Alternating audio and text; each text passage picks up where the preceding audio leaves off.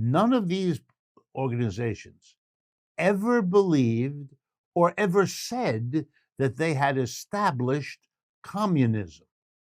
The socialists never said that, and the communists never said that.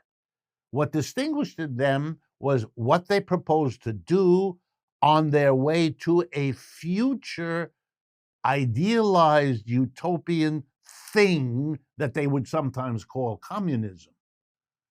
But the notion that what failed in the Soviet Union was communism is a notion no Communist Party official ever articulated. That's not what they thought they were doing. They were transitional.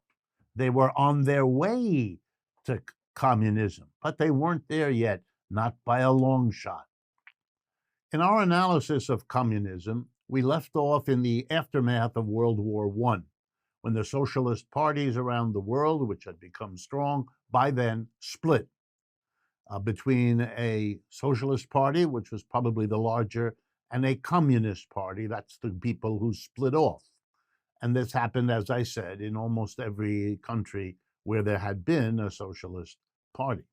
And for most of the rest of the 20th century, until the last decade of the 20th century, there was a bitter ongoing struggle between the Socialist Party, and the Communist Party. And I want to stress what the differences were.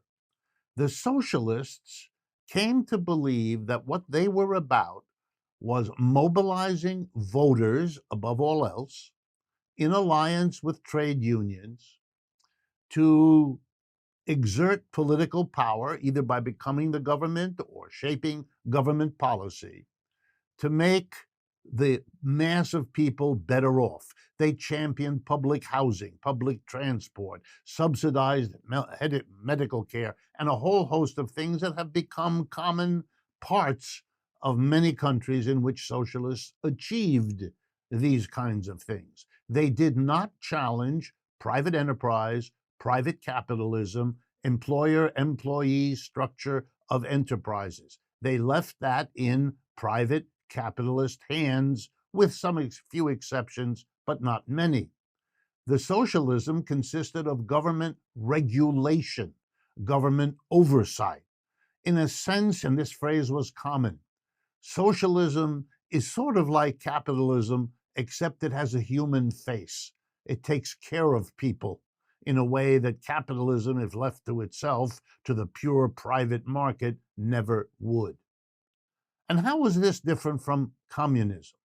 Communism believed that that was not going far enough, that the condition of workers was never good enough. And even if it only was so because the private capitalists tolerated it. And when they wouldn't anymore, whatever had been given to the workers would be taken back. They would look at the last 50 years of the United States as the undoing of the New Deal.